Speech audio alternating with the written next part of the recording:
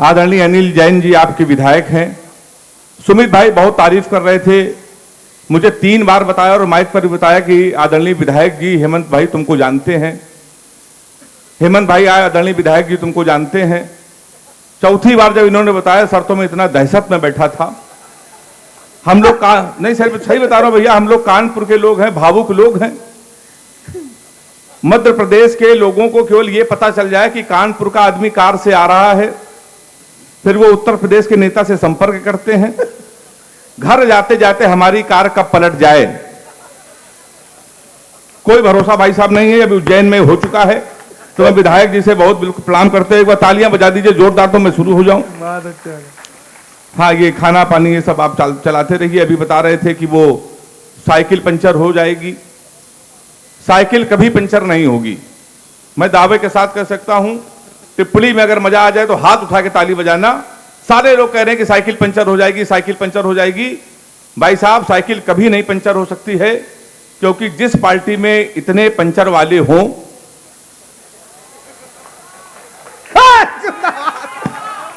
हाथ उठा के ताली बजाओ।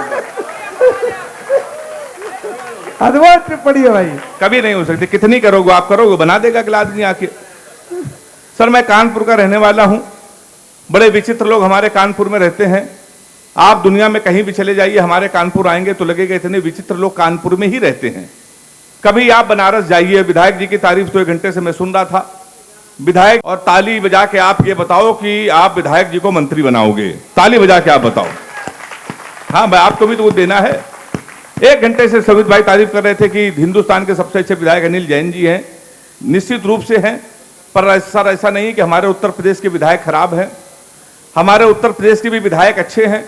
हमारे कानपुर के एक विधायक ने 1 महीने पहले वृक्ष लगाया, पौधा, उसको आधे घंटे बाद बकरे ने खा लिया। शाम को विधायक जी ने उस बकरे को खा लिया। ताली हाथ उठा के बजाओ। हाँ बहुत अच्छे कवि हैं, बहुत देर बाद नंबर आया है। हाँ ये बात केवल हम मानते, मान आप भी लोग जाओगे। तो सर कभी आप बनारस जाइए, रेलवे स्टेशन पर उतरिए तो वहां लिखा रहता है बनारस का पान आपका स्वागत करता है। कभी आगरा जाइए, वहां उतरिए, वहां लिखा रहता है आगरा का पेठा आपका स्वागत करता है। हमारे कानपुर आइए, रेलवे स्टेशन पर उतरिए, वहां लिखा रहता है रूपानी चप्पल आपका स्वागत करता है। ये वही लोग ताली बजा रहे जो कानपुर अक्सर आया जाया करते हैं। सर हमारा कानपुर बहुत अद्भुत है। अभी मैं मुंबई में लाफ्टर की शूटिंग कर रहा था सुरेश अलवेला भैया के साथ में। मैं वहां से लौट कर आया, शूटिंग करके एयरपोर्ट पर उतरा तो मेरी घड़ी खराब। मैंने जीवन का सबसे बड़ा पाप यह किया कि कानपुर वाले से टाइम पूछ लिया। हमने कहा भैया टाइम क्या हो रहा है? तुमसे कहने लगा ऐसा गुरु तुरंत यहां से निकल लो, टाइम बहुत खराब है। हमारे मुंह बिल्कुल में लगना, नहीं तो तुम्हारा टाइम भी खराब हो जाएगा। तुमने कहा टाइम ना बता दो, ये बता दो तेरा मूड क्यों खराब है। उसका जवाब सुनना, ताली बजाना, हम तुम्हारा मूड क्यों खराब है। उसने कहा भाई साहब एक लड़की से केवल हमने इतना कहा कि बड़ी कमजोर है, कुछ खाया कर, वो हमारा 50,000 रुपए खा गई। तुम साले हमारे मुंह लगे हुए, हमारे मुंह बिल्कुल में लगे, बहुत भरे बैठे हैं। तुमने ऐसा क्या हुआ? कि हुआ कुछ नहीं भाई साहब, एक लड़की के चक्कर में 5 साल से लगे थे। हम समझते थे हमसे प्यार करते, मुझसे प्यार करते हैं, हम उसको दुनिया की सबसे मर्यादित सबसे संस्कारित लड़की समझते हैं। तुमने इसमें हुआ क्या? कहने लगे हुआ कुछ नहीं, हमारे नगर पालिका का चुनाव चल रहा है, उसको मिल गई है पार्षद की टिकट। पूरे शहर में होल्डिंग लगी है, युवा दिलों की धड़कन पुष्पा पाल। तुम हमसे टाइम पूछ रहे हो? लोग तो नारा लगा रहे हैं, मोहर मारो तान के पुष्पा को पहचान के। कल एक लड़का कान में नारा लगा रहा था, फिर हाथ उठा के ताली बजाना, लैया बड़ी करारी है, पुष्पा पाल हमारी है। क्या बढ़िया, क्या बढ़िया। देखिए नगर पालिका के अध्यक्ष जी भी मुस्कुरा रहे हैं, बहुत अच्छे व्यक्ति हैं हमारे अध्यक्ष जी। सुबह से परेशान थे कभी सम्मेलन अच्छा हो जाए, अच्छा हो जाए। मैंने भाई साहब अध्यक्ष जी को 1 घंटे फोन किया, लगातार इंगेज इंगेज पिंगेज इंगेज पिंगेज। सुमित भाई मिला थे फिर भी इंगेज। उधर से भाभी जी का फोन आ गया, कहने कि भैया जरा पता करो ये अध्यक्ष जी का 2.5 घंटे से फोन इंगेज क्यों जा रहा है। हमको शक है ये किसी महिला से बात करते हैं, और अध्यक्ष जी को हिंदी में समझा दो अगर बटोगे। ताली जोरदार एक बार बजाओ आप। तो आदरणीय अध्यक्ष जी को मैं प्रणाम करता हूं, बहुत बढ़िया आप सुनना भाई साहब। तो हमारा कानपुर सर बड़ा अद्भुत है, सही बता रहा हूं आपको। आप कहीं चले जाइए विश्व में, आप कभी दिल्ली जाइए, दिल्ली के लोग अपने बच्चों को इंजीनियर बनाते हैं, मुंबई के लोग अपने बच्चों को फिल्म स्टार, मतलब लाखों करोड़ों खर्चा। सर हमारा उत्तर प्रदेश एक ऐसा प्रदेश है जहां कैरियर बनाने के लिए ज्यादा खर्चा नहीं है। आप 350 का कुर्ता लीजिए, 250 का सफेद पैजामा, 300 रुपए के सफेद जूते, 50 रुपए का काला चश्मा, 40 रुपए में गले में डालने वाला अंगोछा, हमारे यहां तैयार हो जाता है युवा हृदय सम्राट। ये भाई साहब हमारे उत्तर प्रदेश में ही केवल संभव है। सही बता रहा हूं मैं आपको, हमारा उत्तर बड़ा अद्भुत है। अभी नीरज चोपड़ा ने भाला फेंक के स्वर्ण पदक जीता, तो हमारे सुमित भाई वीर रस के बहुत बड़े कवि हैं, हम जगह लगे हेमंत भाई अगर यही भाला पाकिस्तान में फेंक दिया जाए, पाकिस्तान तो खत्म। हमने कहा सुमित भाई इसमें हिंदुस्तान की बेइज्जती है, भाला इतना बड़ा, पाकिस्तान इतना बड़ा। 4 लाइन में मैंने पाकिस्तान को निपटा दिया है। अगर वो निपट गया हो तो तालियों का महोत्सव करना कि कपड़े जिसपे टंगते हैं वो कीली फेंक के मारेंगे, कसी हुई ना मिल पाई तो ढीली फेंक के मारेंगे। जो भाला फेंका नीरज ने वो चीन की खातिर रखा है, पाकिस्तान तुमको तो हम तीली फेंक के मारेंगे। हम लोग भाई साहब पाकिस्तान को निपटा देते हैं। लोग बड़ी तुलना करते हैं विधायक जी, कहेंगे यार हरियाणा के लोगों को देखो ये लोग स्वर्ण पदक जीतते हैं, पंजाब के लोगों को देखो, ये तुम्हारे उत्तर प्रदेश के लोग, मध्य प्रदेश के लोग कितने नकारा, कितने आलसी हैं। हमें बड़ा खराब लगा। हमने कहा सर ऐसा नहीं है, हरियाणा के बच्चों में और मध्य प्रदेश के बच्चों में जमीन आसमान का अंतर है। हरियाणा का बच्चा सर सुबह 4 बजे जगता है, सबसे पहले जाता है जिम, 4-5 घंटे जिम करता है, मॉर्निंग वॉक करता है, हिंदुस्तान टाइम्स पढ़ता है, 5-6 किलो फल खाता है, वो सो जाता है। शाम को 6 बजे फिर वो उठता है, फिर 2-4 घंटे वॉक करता है। हमारे मध्य प्रदेश के लड़के सुबह 9:30 बजे सो के उठते हैं, वो भी तब जब उनका बाप उनको लतियाता है। सबसे पहले वो जाता है घर के नजदीक पुलिस चौकी, दरोगा जी के साथ एक सेल्फी लेता है, फेसबुक पे पोस्ट करता है, नए चौकी इंचार्ज रामकिशोर कनौजिया भाई साहब का सानिध्य प्राप्त हुआ। नहीं होता है तो ताली बजाओ आप, होता है भाई साहब। फिर वो आके सो जाता है, शाम को 7 बजे सो के उठता है, अपने दोस्तों जब वो बियर की बोतल खोलता है, उसी दरोगा को प्रेशर में लेने के लिए स्पीकर खोल के फोन करता है, दरोगा जी नमस्कार, पहचाना? अब दरोगा जी समझते हो गुरु इस समय तो इसके मुंह न लगो, इस समय तो इसके लगी हुई है। दरोगा उसका फोन काट देता है। वही दरोगा 12 बजे मारते मारते थाने लेके आता, अपनी सेल्फी डालता है वो दरोगा, गुड्डू भैया 100 ग्राम चरस सा धरे गए। फिर गुड्डू भैया की होती रात भर कुटाई। 3 दिन बाद लोकल विधायक उसकी पैरवी करता है, वो छूट के आता है, शहर का सबसे बड़ा भंडारा करवाता है, भंडारे में गरम पूड़ी नहीं तो गोली चलवा देता है, नगर पालिका का अध्यक्ष बनता, हम कवियों को सुनता है, ताली बजा सकते हैं एक बार आप लोग। यहां के लिए नहीं, यहां के लिए हो ही नहीं, अरे यहां के लिए हो ही नहीं सकता। हमारे अध्यक्ष जी बहुत अच्छे हैं, लिफाफा अभी हम लोगों को फंसा हुआ है, महिलाएं बैठी हुई हैं, हमारी बेटियां हमारी बहनें बैठी हुई हैं, और ताली तो इस बात के लिए हाथ उठा के बजाओ कि विश्व कप में भारतीय महिला टीम ने पाकिस्तान को अभी अभी हराया है। सारे लोग ताली बजाओ। अभी भी नहीं, बिल्कुल अभी भी नहीं है। इतनी महिलाएं कवि सम्मेलनों में कम आती हैं। जितने भी पति अपनी पत्नियों को लेके आते हैं मैं उनको सैल्यूट करता हूं। इनको आप कवि सम्मेलन में लेके आइए, चारों धाम की यात्रा कराइए, इनके साथ कभी शॉपिंग मत करना, जीवन भर रोएंगे सर मैं रो रहा हूं। 3 दिन पहले हमारी पत्नी कानपुर के एक शॉपिंग मॉल में लेके कहने लगी रोज कवि सम्मेलन, रोज कवि सम्मेलन, तुम्हें कुछ कपड़े दिला लें। हमने कहा दिला लो। उसने दुकान वाले को बुलाया, 10-12 शर्ट लेके आया। हमारी पत्नी ने हमसे पूछा नीली वाली शर्ट कैसी है। अब आप अपने सीने पे हाथ रख के कसम खाएं, चाहे जितने बड़े पत्रकार हो जाएं, सुमित भाई ऐसे देश के बड़े कवि हो जाएं, नेता हो जाएं, विधायक हो जाएं, अगर आपकी पत्नी आपसे कोई चीज पूछ ले कैसी है तो आपको डर के मारे कहना पड़ेगा अच्छी है, आपको हाँ में हाँ मिलानी पड़ेगी। हमारी पत्नी ने हमसे पूछा नीली वाली शर्ट कैसी है, हमने कहा नीली वाली अच्छी है। कहने लगी 2 ले लें, हमने कहा 2 ले लो। कहने लगी 2 ज्यादा हो जाएगी, हमने कहा 2 ज्यादा हो जाएगी। कहने लगी लेकिन आगे काम आएगी, तो हमने कहा आगे काम आएगी। कहने लगी नीली वाली खिलेगी, हमने कहा नीली वाली खिलेगी। कहने के पीली वाली पहन लोगे तो देवानंद लगोगे, हमने कहा पीली वाली पहनेगे तो देवानंद लगेंगे। कहीं सबसे अच्छी गुलाबी वाली, हमने कहा गुलाबी वाली बहुत अच्छी है। कहने की हरी वाली का कोई जवाब नहीं, हमने कहा हरी वाली का कोई जवाब नहीं। बोली पसंद है, हमने पसंद है। उसने कहा भाई हरी वाली शर्ट पसंद है, पैक कर दो। हरी वाली शर्ट पैक करा के आए, पहली धुलाई में हरी वाली ने कलर छोड़ दिया। अब वो बेलन लेके हमारे पास आई, कहने लगी मैं 3 घंटे से कह रही थी लाल वाली ले लो। ताली सारे लोग बजाओ ना, हाथ यहीं रहेगा हमारा। तो सर अक्सर ये होता रहता है। सही बता रहा हूं मैं आपको। रोहन भैया आप सर तो इतने जल्दी ताली बजाने लगे। अच्छा सतगम भी ये बता रहे हैं। हाँ तो पार्षद इनकी नई शादी हुई है। अच्छा नई शादी हुई है तो अभी अनुभव कम होगा, धीमे धीमे मिलेगा। सर पत्नियों से अगर झूठ ना बोलो, घर में खाना नसीब नहीं है। निवाड़ी वालों में आपको बता दो, हिंदुस्तान में केवल राजा हरिश्चंद्र ऐसे थे जिन्होंने पत्नी से कभी झूठ नहीं बोला, क्योंकि उनकी पत्नी ने 3 बातें कभी नहीं पूछी। मैं कैसी लग रही हूं, फोन किसका था, कहां से आ रहे हो, 3 बातें आपसे भी नहीं पूछी जाएंगी तो आप भी झूठ नहीं बोलोगे। तो ये अक्सर होता रहता। सर निवाड़ी कितने मस्त लोग हैं। अभी बता रहे थे सुमित भाई कि ये जिला अलग हो गया है, बुंदेलखंड अलग है, कानपुर अलग है। सर जिला भले अलग हो गया हो, हरकतों में हम लोग बिल्कुल बराबर हैं। बुंदेलखंड और निवाड़ी का कोई जवाब नहीं। सुमित भाई हमको अक्सर बुलाते रहते हैं। एक दिन हमको बुलाया तो हमारे पेट में दर्द, हम निवाड़ी के एक डॉक्टर के पास चले गए। हमने कहा डॉक्टर साहब पेट में दर्द है, कोई दवाई लिख दो। निवाड़ी के डॉक्टर ने भाई साहब दवाई लिखी। 1 घंटे बाद हम डॉक्टर के पास गए। हमने कहा डॉक्टर साहब जो 4 दवाई लिखी है 3 तो मिल रही है, चौथी वाली दवाई क्यों नहीं मिल रही? तो कहने लगे पांडे चौथी वाली दवाई नहीं थी, हमारी पिन की रिफिल खत्म हो गई थी। हम चला के देख रहे थे चलेगी कि नहीं चलेगी। तो हमने कहा डॉक्टर साहब तुम्हारे चक्कर में पूरे निवाड़ी का परिक्रमा हो गया। अब यहाँ के मेडिकल स्टोर वाले और बड़े वाले, एक कहने लगा पांडे आज ये दवा खत्म है, को तो कल मंगा दें। एक कहने लगा कहो तो इसका सब्स्टिट्यूट दे दें। जो तीसरे वाले ने कहा निवाड़ी वाला ही कह सकता है तो हाथ उठा के महोत्सव करना। तीसरे वाले ने कहा पांडे कोरोना की दवा है, कोरोना दोबारा आएगा तभी दवा हम मंगा देंगे। तो सर मैं प्रणाम करता हूं। बहुत बढ़िया आप सुन रहे हैं। शशि जी आई थी, वो प्यार मोहब्बत की बातें कर रही थी, लड़कों को भड़का रही थी।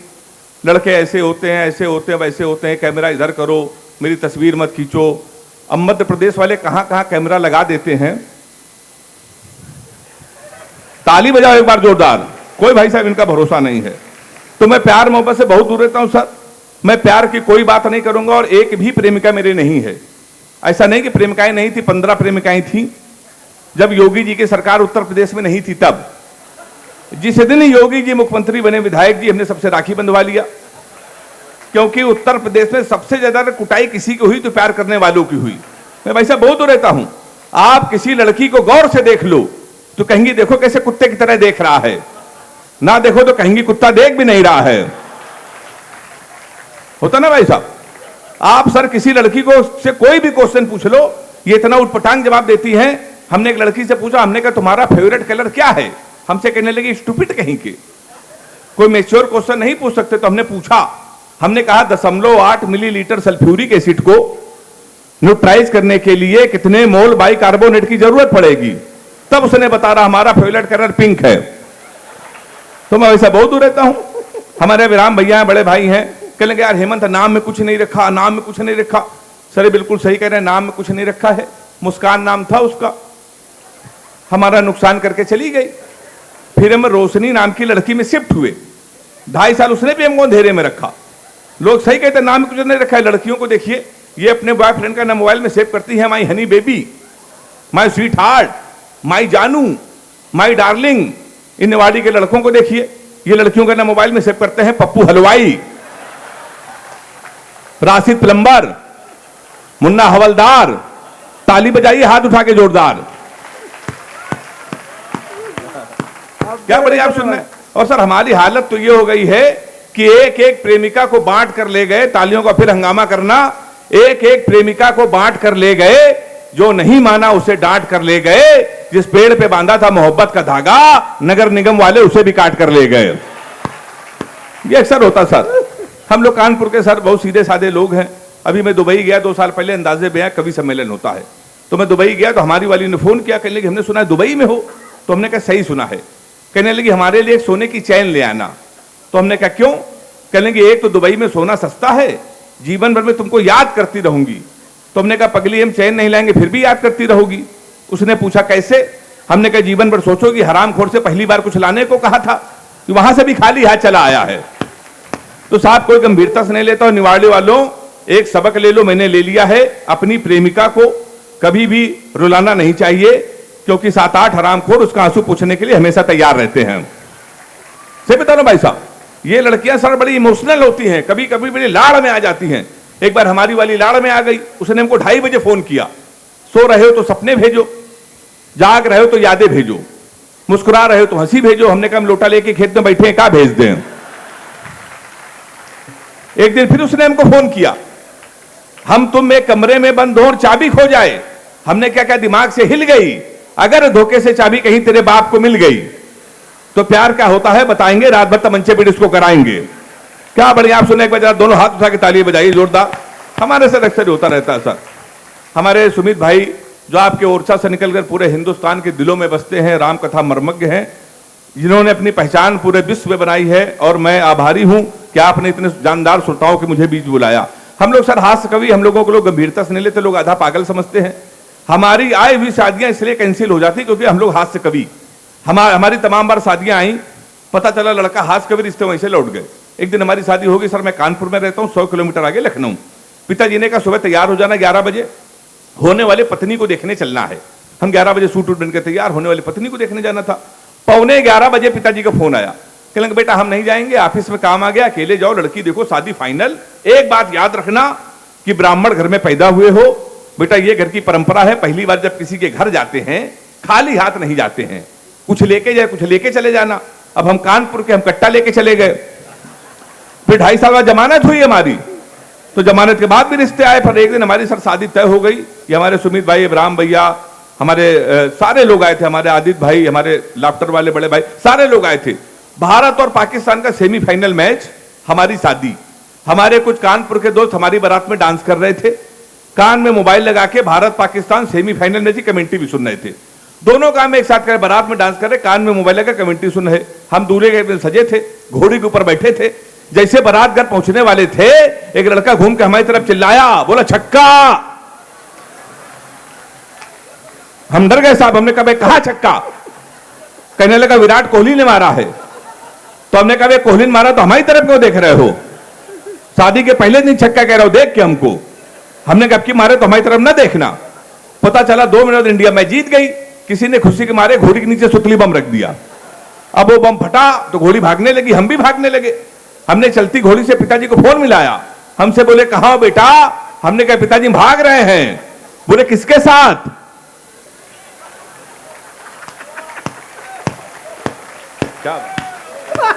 क्या तालियां आए है। ताली तो ऐसे बजा दो जैसे मैं बारात आए थे। हमने कहा घोड़ी के साथ। बोले बे शर्म नहीं आती, भागना तो किसी लड़की के साथ भाग जाते। हमने कहा पिताजी बहक गई थी। कहने लगे आज घोड़ी बहकी, कल को गधी बह गई तो उसके साथ भाग जाओगे। भाई साहब उन्होंने मोबाइल बंद कर लिया। एक हफ्ते लगातार हम भागते रहे। एक हफ्ते बाद हमको होश आया तो हमने अपने आप को जंगल में पाया। वहां 4-5 आदमी खड़े थे। हमने कहा कानपुर का पता बता दो, बीबी को विदा कराना है। तो उन्होंने देखो ऐसा है, हमारे यहाँ रामलीला का पाठ चल रहा है, ये राम है, ये लक्ष्मण है, सूप नखा का रोल जिसे करना था नहीं आया, तुम सूप नखा का रोल कर लो। हमने कहा इसमें क्या करना पड़ेगा? बोला नाक कटवानी पड़ेगी। हमने कहा वो तो कट चुकी है। तब से बीबी नहीं ढूंढ रहे, घोड़ी ढूंढ रहे हैं। मन हो तो ताली बजा सकते हैं आप। बहुत बढ़िया, आप सुन रहे हैं। सर मैंने बताया मैं तो उत्तर प्रदेश का रहने वाला हूं। उत्तर प्रदेश के लोग सर बड़े अद्भुत होते हैं। मुंबई के लोगों को पैसा आ जाए तो बच्चों को स्टार बनाते हैं, दिल्ली वाले अपने बच्चों के लिए लैपटॉप लाते हैं। हमारे उत्तर प्रदेश में अगर अचानक पैसा आ जाए तो पिताजी लड़कों के लिए लाते हैं फॉर्च्यूनर, और पैसा आ जाए तो बंदूक, फिर गाड़ी के पीछे लिखते हैं यदुवंशी, ब्राह्मण, छत्री। योगी जी ने कहा ये नहीं चलेगा बेटा, जातिवाद को बढ़ावा मिलता है। मैंने 4 लाइन लिखी। अगर आपको लगे लाफ्टर भी हो गया हो, कविता भी हो गया और व्यंग्य भी हो गया हो, तो मुझे आप तालियों के साथ मुझे बताना कि ना ही पंडित लिखा था, मेरे सलीके पर आपकी तालियां चाहिए, कि ना ही पंडित लिखा था, ना ही चौहान लिखा था, उस पे तो मेरे प्यार की पहचान लिखा था। फिर भी यूपी पुलिस ने मेरा ही चालान कर दिया, जबकि मेरी गाड़ी पे केवल मेरी जान लिखा था। एक व्यंग्य की अंतिम कविता आदरणीय हमारी बहन कविता तिवारी, जिनको सुनना एक सौभाग्य होता है। जिस कवि सम्मेलन में वो रहती हूँ, कवि सम्मेलन अपने आप में बहुत बड़ा हो जाता है। एक छोटा सा व्यंग्य सुनाकर मैं अपना स्थान लेना चाहता हूँ, सुनिएगा। सर हमारे सैनिकों का सर काट कर जब भेज दिया जाए और हमारे हिंदुस्तान की सरकार सर्जिकल स्ट्राइक करे, फिर कोई नेता खड़े होकर ये कहे कि हमको सबूत चाहिए, तो हम कवियों को धर्म होता है कि हम लोग उनको आईना दिखाएं। छोटी सी कविता है, निवाड़ी वालों अगर आपने पास कर दिया तो देश के अन्य मंचों पर पढ़ूंगा मैं, सुनिएगा। विधायक जी को ये कविता मैं समर्पित कर रहा हूं। एक बार एक कवि सम्मेलन में कवि ने मुंह खोला, शेर की तरह बोला, मजमे में जितने राष्ट्रभक्त लोग हैं वो भारत माता का जयकारा लगाएं और खड़े होकर 2 मिनट तक तालियां बजाएं। सभी खड़े होकर तालियां बजाने लगे, भारत माता की जय, भारत माता की जय, वंदे मातरम गाने लगे। तभी सामने बैठा एक शख्स सोच रहा था ये कवि किस तरीके से कवि सम्मेलन को चला रहा है, मंच को अपनी उंगली पे नचा रहा है। उसने दूसरी बार किसी आक्रामक व्यक्ति को बोलते हुए पाया, उसे कवि और देश के नेता में कोई अंतर नजर नहीं आया। आपकी तालियां बता रही कि आप व्यंग समझते हैं। देश के नेता में कोई अंतर नजर नहीं आया। तभी इस कवि ने कहा शर्म नहीं आती, कवि पे तंज कस रहे हो, यहां देश की बात हो रही, तुम बैठे हंस रहे हो। निवाड़ी वालों उसका जवाब सुनना। अगर आपको लगे जवाब मेरा नहीं, आपका है, पूरे हिंदुस्तान का है, एक कवि ने सलीके से कह दिया, तो या तो हाथ उठा के ताली बजा के मेरा समर्थन करना, या अपनी कुर्सी पे खड़े हुए मुझे हूट कर देना। उस कवि ने कहा शर्म नहीं आती, कवि पे तंज कस रहे हो, यहां देश की बात हो रही, तुम बेटे हंस रहे हो। उसने कहा कवि जी, मैं अपनी देशभक्ति का प्रमाण पहले देश को दिखा चुका हूं, मैं खड़े होकर ताली नहीं बजा सकता क्योंकि कारगिल युद्ध में दोनों पैर कटा चुका हूं। है मैं खड़े होकर ताली नहीं बजा सकता क्योंकि कारगिल युद्ध में दोनों पैर कटा चुका हूं। हंस तुम पर नहीं, हंस तो उन पर रहा हूं जो लोगों को देशभक्ति का प्रमाण पत्र दे देते हैं। सत्ता की बात आती है तो आतंकियों से गठबंधन कर लेते हैं। इसलिए मेरे देश के नेताओं, मुझे विदा करना, इसलिए मेरे देश के नेताओं, भारत माता की जय रैलियों में नहीं, सीमाओं पर गाओ और देश को बताओ, देश सच्चे वादों से चलेगा, देश बातों से नहीं इरादों से चलेगा। बहुत बहुत धन्यवाद।